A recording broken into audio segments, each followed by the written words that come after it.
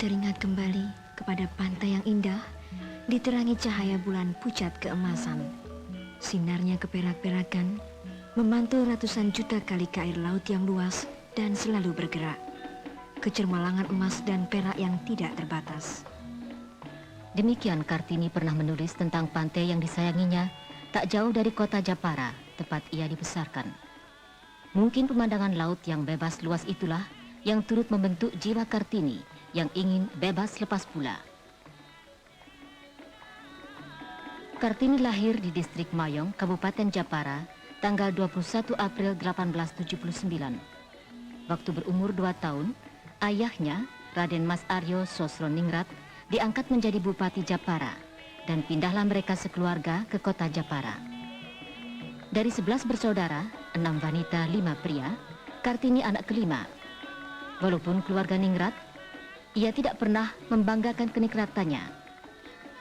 Katanya, bagiku hanya ada 2 jenis keningratan.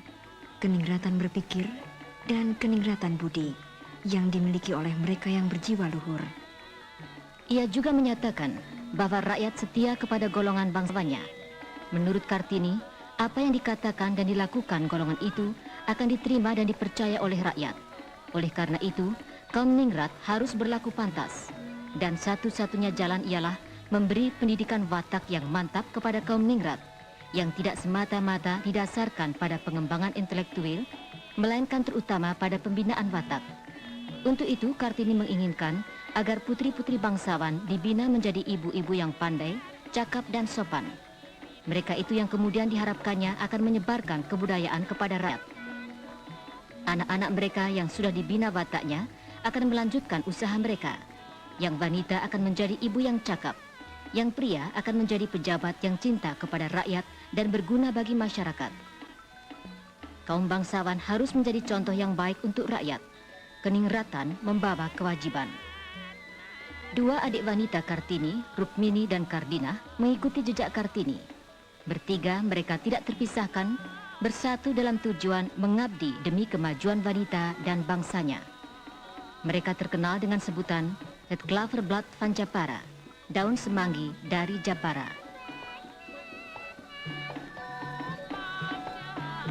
Sesuai dengan adat kebangsawanan waktu itu, Putri Ningrat harus dipingit. Demikianlah setelah tamat tweede klasse Hollandse School pada usia 12 tahun, Kartini dipingit di kabupaten. Aku ingat betapa seringnya dalam keputusasaan yang luar biasa, aku dekapkan tubuhku pada pintu gerbang yang tertutup rapat dan pada dinding tembok yang dingin itu.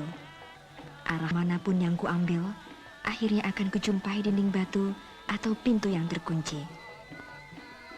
Tetapi sejak mulai dipingit, tanpa sadar, Kartini telah mendidik diri dan lahir sebagai pemikir dan pejuang revolusioner. Ia banyak membaca buku-buku mengenai emansipasi, revolusi Prancis, sastra, semua bacaan yang mengantarkannya kepada pengertian tentang masalah sosial dan politik.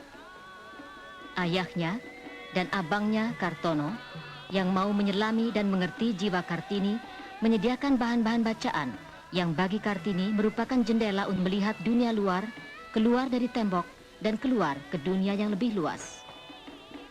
Dalam mempelajari sejarah revolusi Prancis, ia sangat terkesan oleh semboyan, kemerdekaan, persamaan, dan persaudaraan. Semboyan yang kemudian menjadi semboyannya.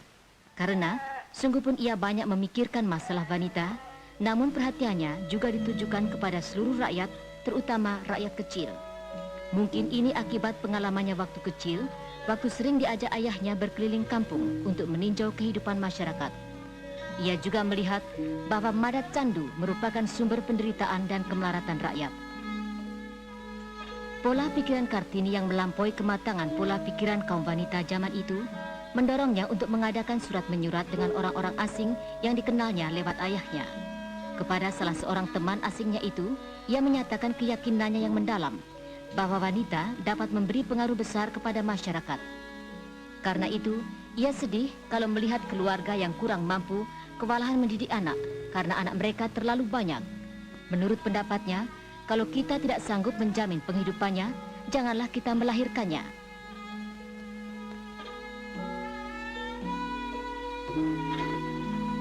Untuk itulah maka Kartini ingin menjadi guru.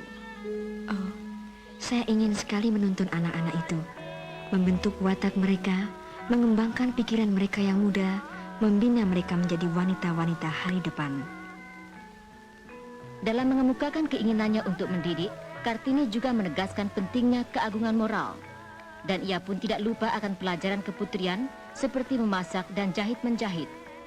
Sebagaimana putri bangsawan umumnya, ia dan adik-adiknya belajar membatik dari ibunya.